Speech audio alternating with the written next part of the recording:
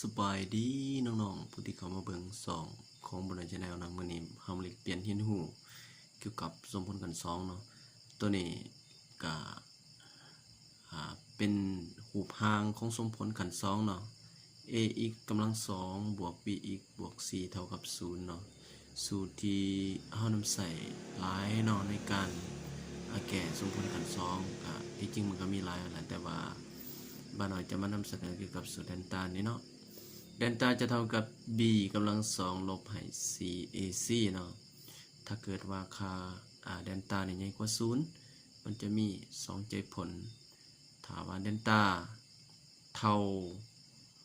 0มันจะมี1ใจผลเนาะถ้าเกิดว่าแดนต้าน้อยกว่า0ว่าซั่นซะสมผลที่เพิ่นตั้งให้เฮาหั่นมันจะบ่มีใจผลเนาะอันนี้คือกรณีเฮาแก้สมผลกัน2โดยนำใส่สูตรของเดนต้าเนาะมันจะมีสูตรที่ให้เป็นจุดสังเกตให้เฮาเนาะในกรณีเฮาแก้ไปเนาะเฮาจะนำใส่กรณีนี้ที่จริงในตัวข้อที่1เดนต้า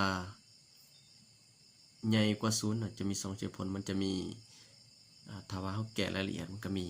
อีก1อีก2นั่นแหละเนาะเฮาจะไล่อีก1อีก2ส่วนตัวนี้เฮาจะมีแต่ใจผลเดียวว่าสั้นๆหมายความว่ามันมีค่าเดียวกันส่วนตัวนี้มันจะ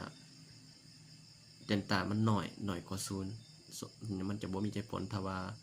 น้องๆหรือว่าล้านๆได้แก่มาฮอดพี่แล้วเนาะบังเอิญว่าเฮาพอเดนต้า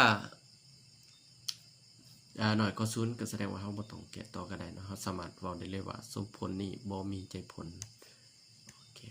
ขอบใจมาซ้ายให้น้องๆลูกๆหลานๆที่เข้ามาเบิ่งเด้อพอเป็นแนวทางเนาะบางทีว่างๆก็กดเข้าช่อง YouTube ก็พอได้เบิ่งเป็นแบบเป็นอย่างเนาะใส่ YouTube ให้เป็นประโยชน์เนาะเบิ่งเอาตัวนี้พอเป็นแนวทางก็เลยว่ามาอัดคลิปโซ่สูตรซื่อๆพี่น้องมันจะบ่ละเอียดปานใดดอกเป็นการเรียนในวิดีโอเนาะเพราะว่าตอนสมัยยังน้อยนี่รู้สึกว่าเฮาได้เบิ่งวิดีโอแล้วเฮาจื้อสูตรนะก็เลยว่าเอามาโซ่ซะให้น้องๆลูกๆหลานๆที่เข้ามาเบิ่งหรือว่าผู้ที่สนใจเข้ามาเบิ่งเพราะเป็นแนวทางจื้อเล็กๆน้อยๆเนาะในการเรียนรู้เนาะผิดพลาดประการใดก็ขอโทษขออภัยเด้อนำทาน